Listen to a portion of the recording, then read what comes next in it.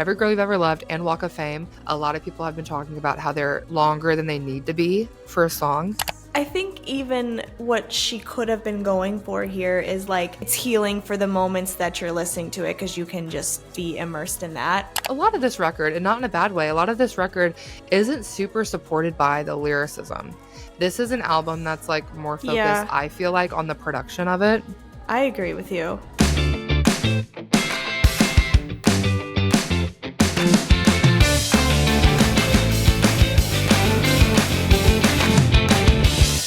Going? Oh, I'm having like the roughest day ever, I feel like. Are you? You know, you ever have those days where like nothing is going right at all? Yes. Like my Everybody zipper has at those work. Days. Your what? My zipper on my jeans broke at work while I was at work right before a meeting, and I had like meetings all day and I had a shit ton of work to do, but of course I can't get my work done if I'm in meetings all day, and I had to do this stupid webinar, and we were having so many technical issues with this webinar because we use WebEx. Man, no, that's frustrating. So then I had to go buy a pair of pants at Kohl's on my lunch break.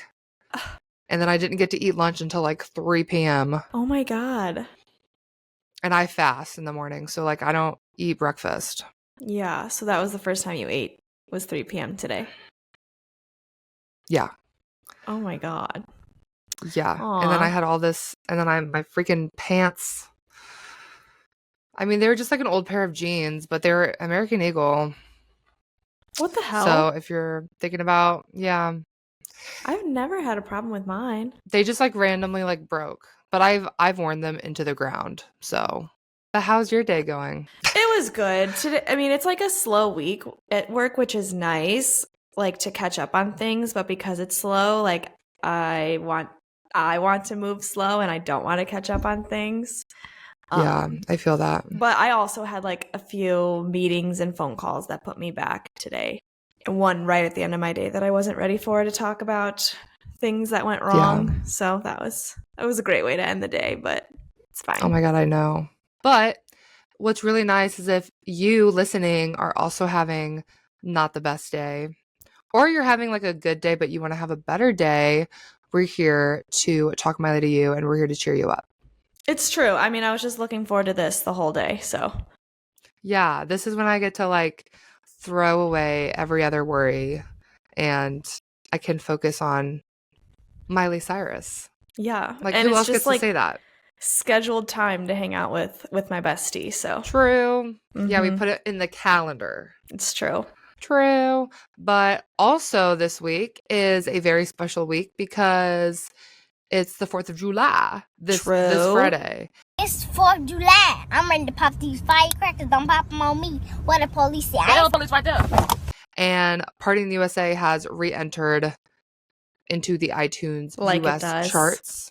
And it has already made its debut but you know, its first appearance at 129. But I'm sure you'll see it on the charts next week, I'm sure. It's so funny how this happens every year. Like, of course it does. It's the national anthem, so it makes sense on America's birthday that we're all blasting it, but we really are all blasting it.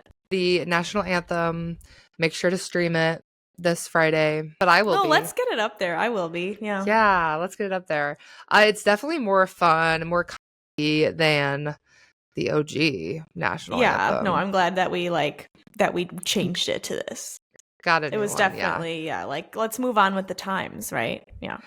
Yes. And also I just want to give a shout out to Jake, who listens to our podcast over at Deep Dive Productions, because I did not know he was from the St. Louis area. Oh my goodness. Hey. Yeah. Neighbor. He messaged me. He was like, "Oh my gosh, you live in St. Louis? Like, I grew up there. I have never met anyone else from there that like also loves pop culture." Oh, wow. And I was like, yeah. So shout out. I just found that out like right before recording this, and I'm like shook. Or he saw I was at Westport and he commented and was like, "Westport Queen," and I'm like, okay, so random like that you would say that, you know, like, you know. And then he DM'd me and he was like, "I'm gagged that you live in St. Louis." I'm like, stop. Yeah. He doesn't anymore, but it's true though. Like, we are the pop culture aficionados down there. We are the only ones that are this into it. Well, It's now rare. it's just me. Exactly. Yeah. Well, now I'm here in Chicago. Well, that's Yeah. exciting. Hey, Yeah, you so know shout what out. it is. Yeah. Okay, so I thought for this episode, let me kick off the episode. Oh, yes. Why don't we? Well, yeah, welcome back to Talk Miley to Me, your favorite Miley Cyrus podcast. I'm Molly, And I'm Becky. and we're here to talk Miley to you. To you. You. And this is I'm excited for this episode because I feel like it's kind of like a chill, just kikiing kind of episode. Yeah. We're going to be doing some housekeeping, of course. And then I thought we could talk about some of the recent, I think the idea for this topic of in defense of something beautiful came to me from the fact that I've been ingesting so many pop culture podcasts and just so many of the creators that I listen to have been talking about, of course, something beautiful. Yeah. And although there's been a lot of great criticism, there's actually been some not so great criticism. So I thought, why not talk about some of the critically acclaimed reviews that Something Beautiful has had, for better and for worse, and just kind of defend her. And there may be some points that I might have no other choice but to be like, okay, you have a point. Sure. But there's also quite a bit that I'm like, okay, this makes no sense. So we're also here to drag today too. Great. Let's get into it. Speaking of drag, I had so many people send me the fact that RuPaul on their All Stars 10 season, they just had a night of 1,000 Mileys. Absolutely iconic. Yeah, and I think I've had people send me this for 2 weeks now, and they're like, you need to talk about it. And I'm like, it's true. It's true. So I don't actively watch RuPaul, but it's on my list of things to get into. Right now I'm watching Vanderpump Rules and Love Island, so my plate is a little full now. Yeah. So, but once I get past some of that, I do want to watch RuPaul's Drag Race. I've always wanted to, but I have this video that we can react to, Great, that I found online. That's just a quick kind of synopsis of some of the looks that the queens were serving in regards to Miley Cyrus iconic looks. It was a themed runway challenge, and it was everywhere from 2013 looks to most recent looks. Apparently in the episode, it also featured a country music group challenge followed by a lip sync showdown to See You Again. And I know this controversy because I saw people talking about it online, but Ginger won the lip sync battle, conquering Denali, and a lot of people have been upset about that, saying that Denali should have won. Yeah. And I kind of agree. Okay. I kind of agree. But anyway, let's go ahead and watch this little clip.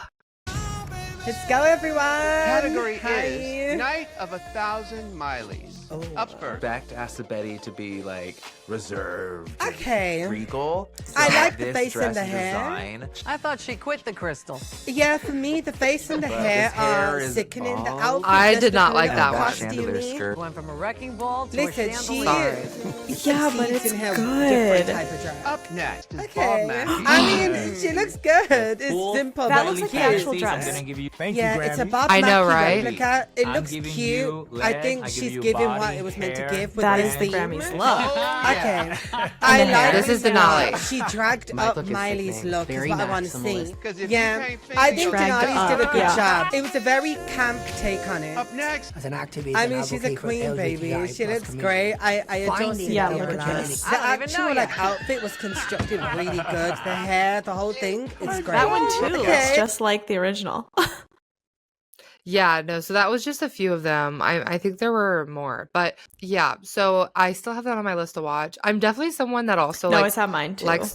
likes to watch all of them in order. So yeah, we'll need to talk about that more, and then we'll also need to talk about when she was guest starring on it. I know we're going to talk I about that know at some we've point. never talked about that, but again, this is not a show that either of us watch. It's Yeah, so funny and that she was on it, and now it's years later we're doing the Miley, but it's the 10th, the All Stars 10. What does that mean? Is it its 10th anniversary? No, I think it's like a lot of the like winners and stuff from previous seasons. Oh. It's so fun that like, well, yes, Miley is so iconic that she could be. She's so a many theme looks. a lot though. Like I feel like on American Idol they'll have Miley Cyrus night and everyone has to sing Miley Cyrus, which like is really rude, by the way, because she has a really hard catalog. But yeah, but I'm here for it. So yeah, we'll have to talk about when she guest starred on that show, because I'm sure we'll get into it. I think we'll get into it when we go through like our year in reviews. We'll do her year in review of 2016 and 2017. And so we'll probably do like a deep dive on that specific episode on like our Patreon, I'm sure. Yeah. That'd be cool. The Something Beautiful film premiered internationally last week. So finally, that means everybody's gotten the chance to see it if they wanted, or if they were able to go that one night. Yeah.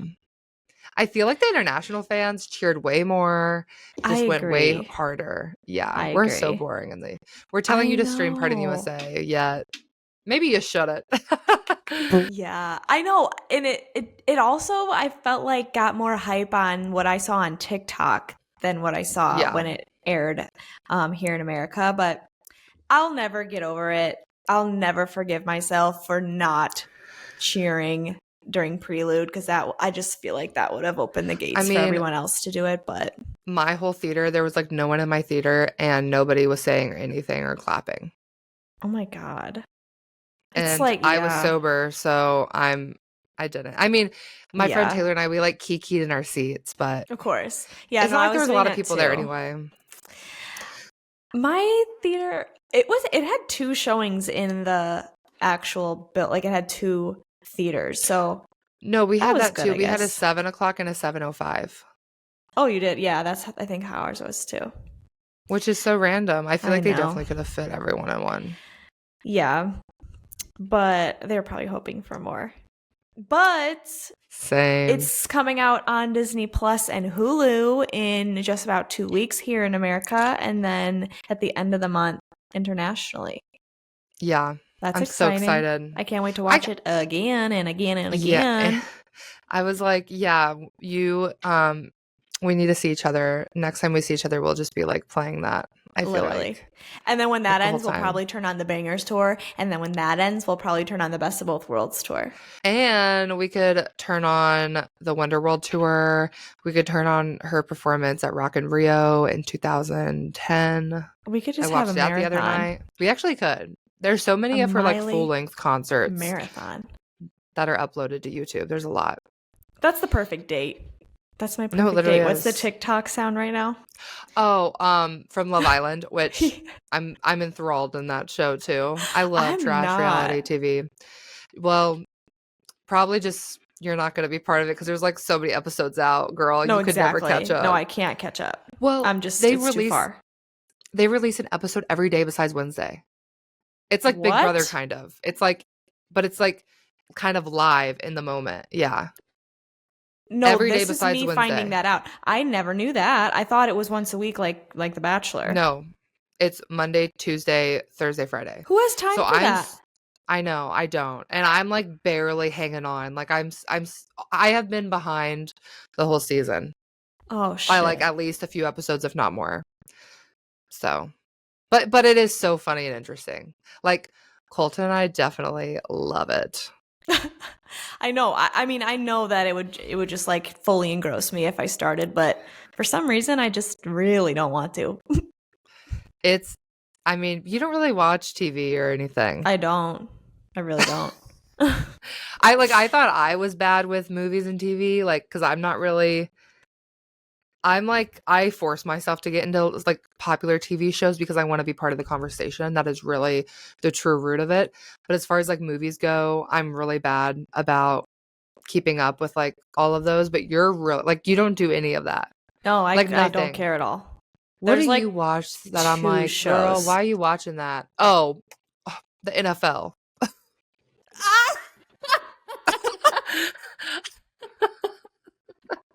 I do be watching that. I said, what do you watch that I could not? Oh, the National Football League. Right. But no, not just for big games. Like I get it. Like I love a good sports game too. I'm here for it. But you be watching it. Like during Every football Sunday. season. Yeah, during football season, I'd be like, "Hey, Becky, can we record tonight?" You're like, "I'm watching football." I have to. Hey, that's okay. I understand. We all have our interests. Every Girl You've Ever Loved music video released. That kind of snuck up. Yes. Thank you, Mother. Thank you. Okay, but let's talk about this. Like, out of all of the ones that she could have released early, do you think that it should have been that one? Or do you think it should have been a different song? Like, do you think it should have been Walk of Fame? No, I think this was correct. Yeah? Yeah, because it's got the I feel Naomi like- gag. The slay of all slays, if you will. But I feel like she just like dropped it out of nowhere and it needed more Yes. anticipation. I didn't even know it was getting dropped until I it didn't was either. dropped. No, my friend tapped me on the shoulder during work and she's like, "Hey, look." And it was like her watching the premiere on YouTube. And I was like, "What?" I didn't even know. I had no idea. I caught the like last 2 minutes of the premiere.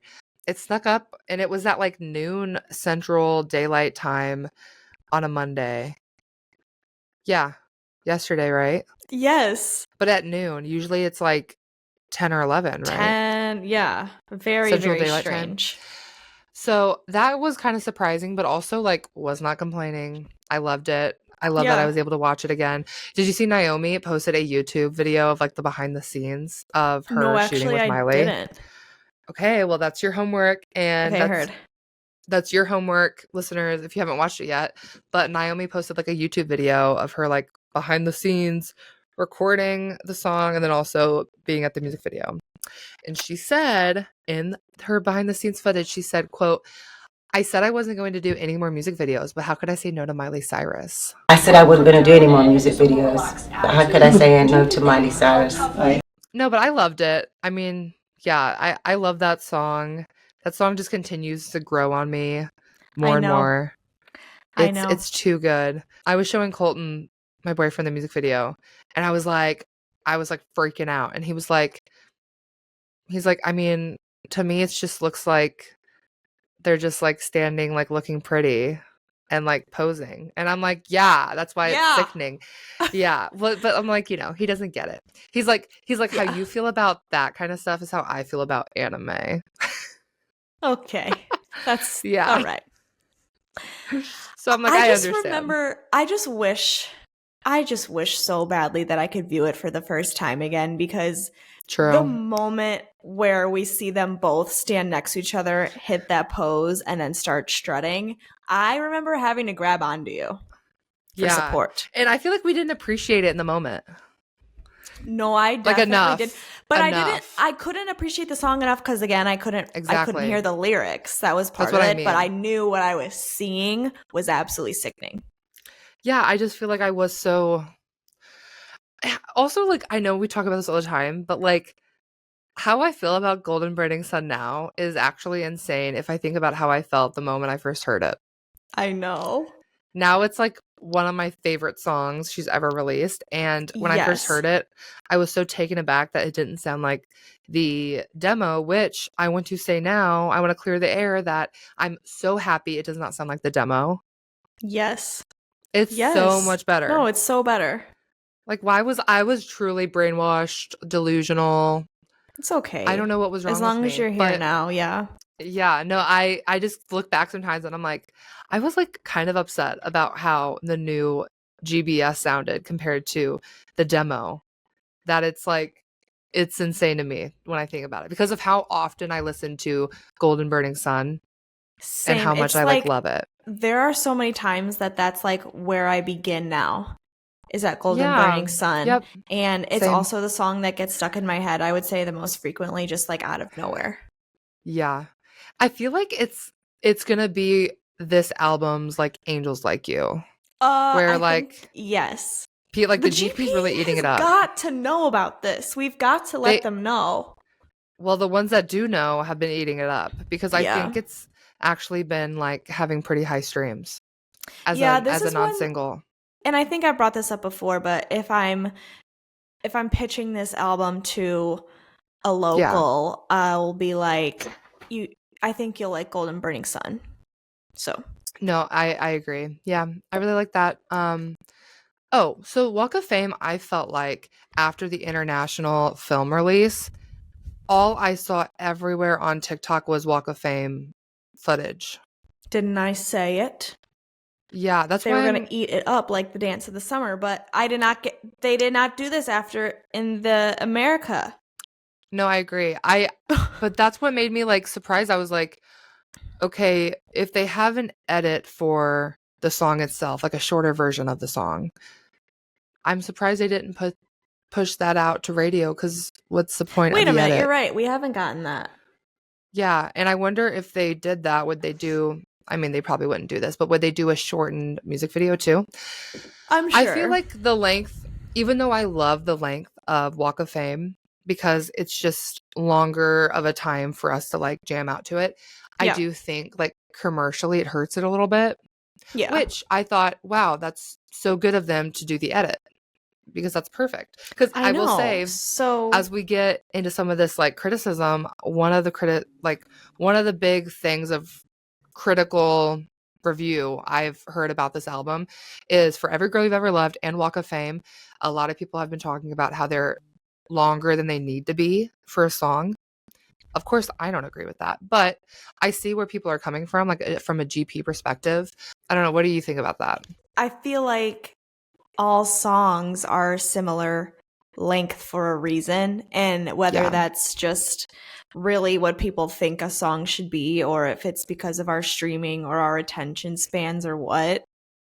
Obviously, these are outside of the norm, but that doesn't mean that there's that doesn't mean you shouldn't do it. If you're Miley Cyrus you just kept getting these ideas and just kept going with it, because there's no point in which I feel like this is going on too long. No, Have you ever listened to All agree. Too Well 10-minute version and thought that this is going on for too long? No, because it's got you the whole time, just like Walk of Fame. So another piece of criticism I've heard a lot is that if you compared those two, like you said, All Too Well 10-minute version has a lot of lyrical depth, a lot of like just lyrics in general, stacked. Whereas Walk of Fame, and I would say a lot of this record, and not in a bad way, a lot of this record isn't super supported by the lyricism. This is an album that's like more focused, I feel like, on the production of it. I agree with you. But for those people that do really care about lyrics, and that's their kind of main thing they look for in a song, I feel like that's where those reviews come from. Yeah, that makes sense. And that is something that I can say about Miley's songwriting, is that I feel like her verses are very short. Yeah. And she gets right back into the chorus, especially in this album. She'll just like, she's got little to say, and then we'll just get into the chorus that lasts a little bit longer or is repeated more often. But yeah, that does make sense about the difference in the two lengths of those songs. But however, just because a song doesn't have a lot of like lyrical depth does not mean it's like a bad song. You know, no, exactly. Like, I feel there's different things you look for. Yes, that is like personal preference. I'm someone that goes back and forth with like lyrics and production. Like I kind of treat them both equally, to be honest. But something I actually love about this album is how heavy in production it is. Like it reminds me of like the Can't Be Tamed album. Not tacky, but almost so production heavy that it's getting almost there, you know? Like not for me, but I could see why people would, if they're not used to that much production or they're not looking for that. In a world where we have Gracie Abrams and Taylor Swift's, then she's releasing this, you know? Right. No, it's definitely different than what the other pop girlies are doing. Yeah. Yeah. Why don't we get into some of these reviews? The reviews, whether they be scathing or... I wanted to start with the worst one. Okay, the worst one that I saw was, of course, by Pitchfork, written by Madison Bloom. And Pitchfork actually gave this album a 5.6 out of 10.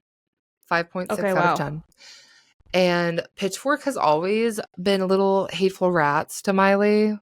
Like, it's not really anything new. So I don't really take this review seriously because in the past I feel like they've came at Miley for things other than the music, other than the art. Yeah. Like there's just, you could tell there's like a biasness with how they write things. And this review is like, okay, ChatGPT, roast, you know how you can roast yourself, have ChatGPT roast you. This review is like, hey, ChatGPT, roast the Something Beautiful album by Miley Cyrus. And that's how I feel about this review. It's just really like out of hand complaints about the album that I'm like, okay, like you have to be really creative to think like this bad about something. Oh my God. Yeah. They did, I think the only thing they really did praise was the opening. They really thought Something Beautiful, the title track, was her strongest song off the album, along with Prelude.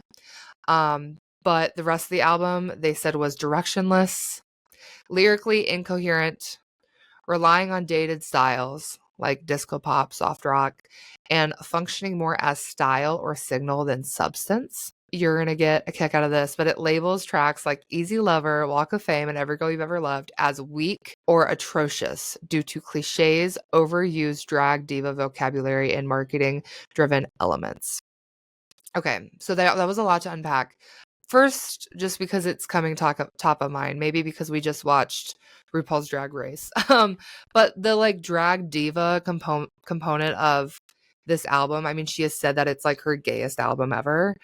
I don't think that comes out of a way to like market her album really. I think it comes just out of like a genuine place of like wanting to create space for that community because she is part of that community. Right? Right. And always has been, by the way. I remember the Twizzler where she was sharing a Twizzler with a girl in like 2007. Oh, yeah. Yes. Yeah, the Twizzler. No, but the drag community even, like, we were just talking about how years ago she guest starred on RuPaul Drag Race. She's talked about how she loves watching that show. And Hannah Montana is drag. I hate to break it to you. Right. Yeah, I mean, she's always been part of the LGBTQ community. So when I saw that kind of criticism for this record, it kind of like shocked me because I also didn't feel like she was using that as a strong way to promote her record. Like, and also, by the way, if we were like fighting this, it's not like Miley needs to go out of her way to market herself to the gays. They're here already, and they always will be. It's true. Miley is for the girlies and the gays. If this was like another artist, like, oh, I can't even think of a good example, but Selena Gomez, that'd be really random, right? Yeah. Yes. That's a good one. So that was actually a big theme, I feel like, in some of the like reviews that I saw. I mean, another big complaint about the album is like, I think she kind of messed up when she said in an interview last fall, yeah, think of Pink Floyd's The Wall. And that's what I'm doing. Should we talk about that? Yeah, let's talk about that. Let's talk about that. I kind of wish she would have never said that. I agree because it's so loosely like that in only the way, meaning that there is a visual component for every moment of the audio of the album. Yeah. That's it. But other than that, yeah, that's really it. I just felt like the expectations that it set for people. People were ready for a storyline. Yes, because that is what Pink Floyd's The Wall is. Yeah. I mean, we literally did a whole deep dive episode comparing, like, we had obviously not seen Something Beautiful before doing this episode, but we were like, okay, seeing what we had already known and what we had already seen, how it could be very similar, because that is one of the first things we learned about this album / film was that it was going to be like her version of The Wall. And a lot of people don't like that she named it a pop opera. I don't know. I see it as a pop opera because she does have a lot of elements like orchestras and like saxophones and like really heavy production that to me makes it very operatic. But that's also a criticism. Isn't like what an opera is like a story told through singing only? Yeah, like through the music.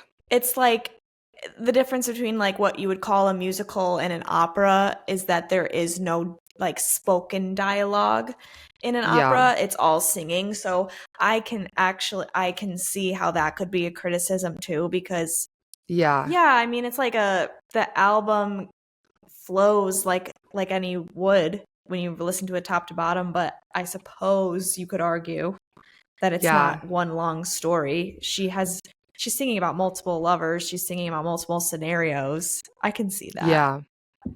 Yeah. But then also the like directionlessness of the album, I think is very much up to your interpretation of how you are receiving the music, which is something like you can't really say that about music because music is so up to how we interpret it.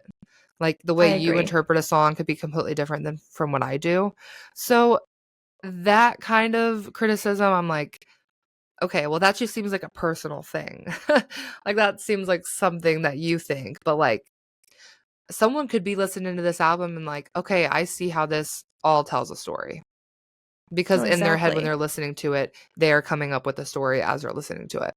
Yeah.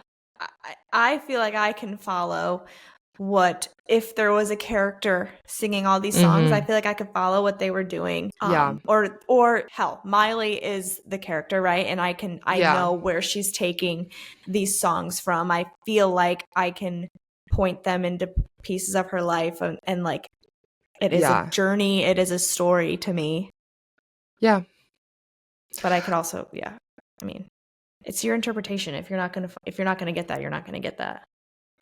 I've seen a lot of people also talk about how it's like the whole visual album film of it all has been focused too much on wardrobe and style than like anything else. She admitted that. Yeah, exactly. That's what she blew her entire budget on. Yes. And so how do you feel about that? Because I mean, I get it. Like, I get why that frustration is there because it's like, girl, you could have been using some of that budget for multiple locations instead of being kind of in Paramount Studios at that one warehouse. Like in that, who knows, that could have made, you could have actually been on a legit motorcycle for Golden Burning Sun if you didn't need that Mugler, you know? Yeah. Actually be on the road or something. Girl, you could have not gotten that knee infection if you were able to pay to block off the Walk of Fame and like get it cleaned up and really. Don't get me wrong, I kind of love that story. I think it's iconic. I think it brings a lot of attention to the song also. Yes. Because people are like, what do you mean you just went out there in the middle of the night without like any actual crew there? And then you got a knee infection like that. You're Miley Cyrus. Like, that's kind of crazy. Taylor Swift would never do that, if you're thinking of pop stars. But Miley was like, well, I wanted another archival museum quality piece from Mugler, so you got to make the risks. Exactly. So I've just seen, for that criticism, I feel like I've seen fans say more of that criticism than anything else. But yeah, which I can see. But that's, at the end of the day, that's what Miley wanted to do with this. So yeah, I love it. Would it be different if in the next album she did the exact same thing where she was prioritizing fashion over anything else? And maybe she might, but like then I could be like, okay, maybe we need to like think about where we're spending money. But like I said, at the end of the day, she's going to do whatever she wants to do. So the Rolling Stone magazine gave her 4 out of 5 stars. And this was like a good review, I would say. They said that it's Miley's most ambitious and introspective work yet. And they really compliment like the wide-ranging search for light and sax solos in the darkness. And that is something I love from this album. I love the sax solos. Yes. I love it. People have said it's kind of like corny or people have hated on them, but I think it makes it so cinematic. Like if it's a visual album, it should have them. Exactly. That it really does take it to another level, definitely on the big screen. And like a saxophone being heavily prominent in More to Lose and in Every Girl You've Ever Loved. Yeah.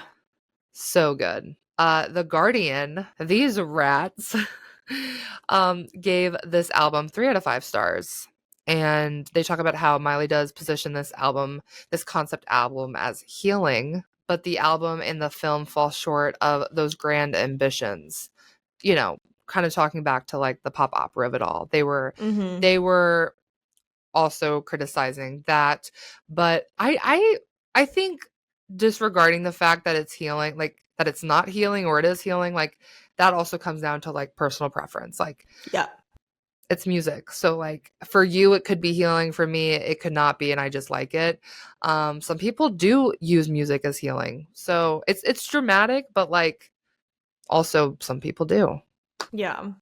Yeah. in different situations. I feel like I'm playing devil's advocate a lot already, but Miley's claim here was that it was going to heal the entire sick culture. So Yeah, no, she's very actually, dramatic about it. yeah. Yeah. Or she wants to make music for those reasons. But I think she has mentioned before that like it's an attempt. It's not really An attempt. That's true. It's not really like this is going to fix the world. Because I think she knows deep down like no, it can't really fix everything, but it can give you that, I guess, light if you're looking for something. I think even what she could have been going for here is like to be immersed in the listening and viewing experience could fully take you out of whatever's happening, and yeah, it's healing for the moments that you're listening to it because you can just be immersed in that instead of anything else. Yeah, that's kind of what I got from that too. Some people take it really literal though. Than just to hear it, right? Yeah. This freaking quote that The Guardian said, this album is, quote, as psychedelic as a baked potato. I don't think that's like a good statement to say, because you can't tell me you listen to Prelude or Something Beautiful or Pretend You're God and tell me that those don't have psychedelic qualities to them. No, I agree. Like, do I think that it's like a full-on Dead Pets? No. But like, no. I don't think that that was really like the point. I don't think that was the goal nor the claim. She doesn't ever do anything twice, like the same thing twice. So like, why would she do a whole other Dead Pets?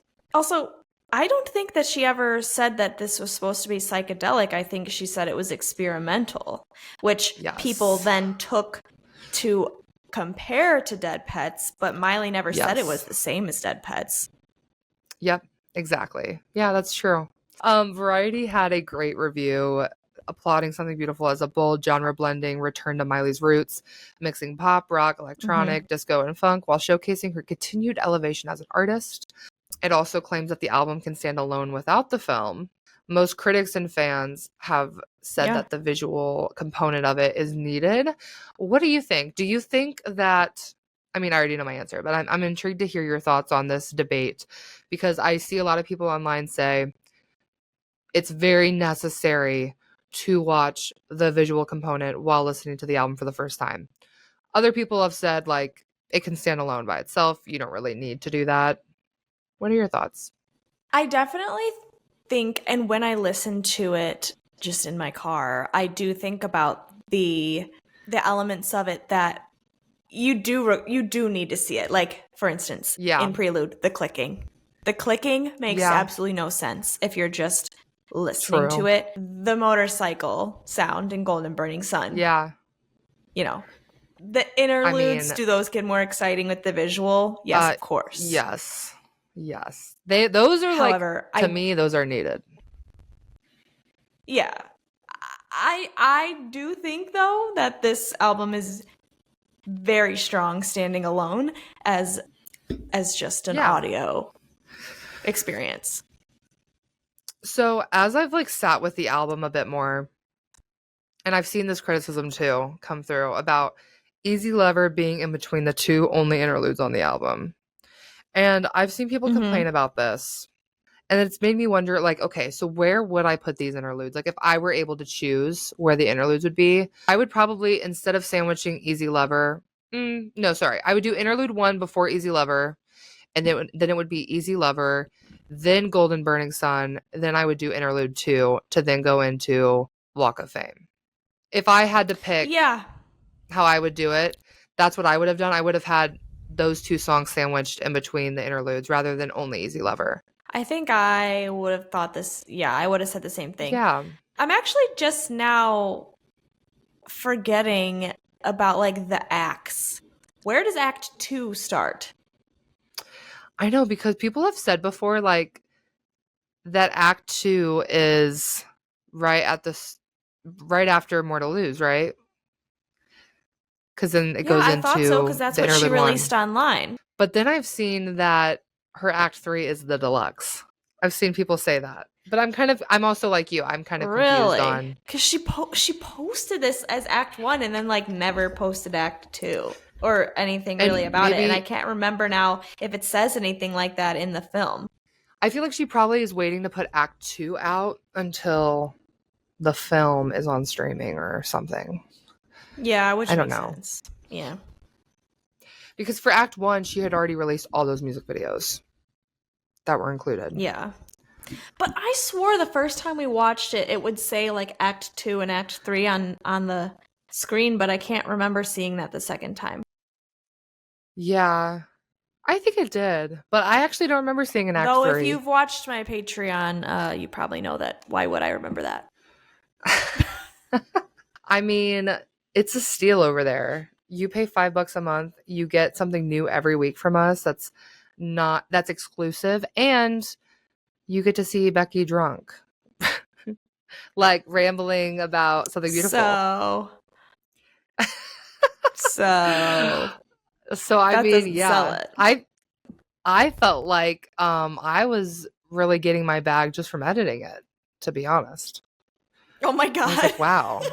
I was like, but then a part of me was like, is this how we act when we're drunk? Do you ever feel yourself in those situations where you're like, oh no, maybe I should never drink ever again because that was crazy. I won't watch it. No, I won't watch it. And don't tell watch me about it for your own mental health. Don't watch it for your own mental health. No, I won't. Like my friend, but I encourage the listeners. This past Sunday, I went to this like sunset DJ set in St. Louis, and it was really cool, really sickening. And I was just like, I was losing myself to music, dancing. My friend Sadie took a video of me and sent it to me, and I was like, girl, I don't want to see that. Don't send me that. Or like, do you want me to never have fun ever again? I don't want to see that. Like those are things that like I just don't want to see. Like me karaoke. I don't want to see that. Like I think it looks cool, but I don't play it on volume. Yeah, I don't want to see that. You'll ruin my time. No. Okay, so I agree with you on the fact that I think seeing it at least one time really does help the music component only of it, because like you said, like I feel like More to Lose I love more because of the music video, because it's so emotional. I agree. And I don't know if I hear that. I don't know if I hear that level of emotion just from her singing, which she does have a very high level of emotion singing. But like that last minute and 30, just like every time I listen to it, I think of like her in that like black outfit, and just the visual element is I love that. So I just got the chills thinking about it. I'm gonna go watch it after this. I know. I love that song. I feel like that song has been kind of swept under the rug by a lot of people. I feel like it deserves better. I know. So yeah. It's supposed to be her hit. She told Dolly. I know. Dolly's like, bitch, where? Slant Magazine gave it a really good review, saying that it highlights its unhurried unfoldings, rich world building, and interplay of sax solos, spoken word interludes, and psychedelic textures throughout the album. I like how they say psychedelic textures. Like, it's not a psychedelic album, but it does have psychedelic textures. I like how they explained that. Yes. It's like a good way to explain it. Like, exactly. Miley's never defined herself in anything, so like you can't criticize her for not fitting in a genre where like she wasn't trying to. No, exactly. They also really like the second half of the album, especially. And they say the standout tracks are Every Girl You've Ever Loved, a ballroom-inspired feminist anthem, Reborn, described as dark and ecstatic, and Give Me Love, which thematically surveys humanity's fall from Eden. Yeah, I totally agree. I think this second half of the album is like where I spend most of my time. I agree. Absolutely. Like, that's where I live the most. Like, if I had to Absolutely. get an Airbnb, I'm at the second part of Something Beautiful. That's the Airbnb that I am renting. I agree with you as well. Something else, like one of the quotes that you pulled out, they called it a rapturous prog pop fantasia. Yes. Fantasia Crazy. is such a great word for this album. True. And that's the word that I feel like Miley should have been using to promote and describe rather than even the pop opera, right? That's like way stronger of a word to describe what this is. It's a more defying word. Like, pop opera is way more defying. Like, it's making more of a statement, whereas Fantasia is kind of up to your imagination, but still, I feel like encapsulates what the film is. Yeah. Which is like, that like fantasy, emotional driven album. Yeah. So let's talk about this guy named Ed over at the Irish Times, because I don't even know what they are. Never heard of her, but he calls it ambitious yet patchy and underwhelming. It's bangers without the bangers. It's flowers without the bloom. And he says that it's largely colorless and lusterless, lacking a clear sense of artist identity. Why do people always have to compare? Like, I get that people do compare it to Flowers because that was like her last album, that was her last hit. But I truly do not think that she made this album with the intent for it to sound or give anything like Flowers. No. If she wanted to make a hit, she could. Which is what she did. She has said, I made Flowers so that I could do the weird shit that I wanted to. Yeah. She knows that this shit is weird. That's why she did it. So those were like obviously there's Ed. Obviously there's a lot of reviews out there. Those were just a handful that I wanted to pick out that were great, some that were not so great. But they're all wrong, and Miley's better than them. Period. Bye. True. No, I'm glad that you pulled those up, and that was like cool to discuss them and because try and like find out where they're coming from, but turn them down.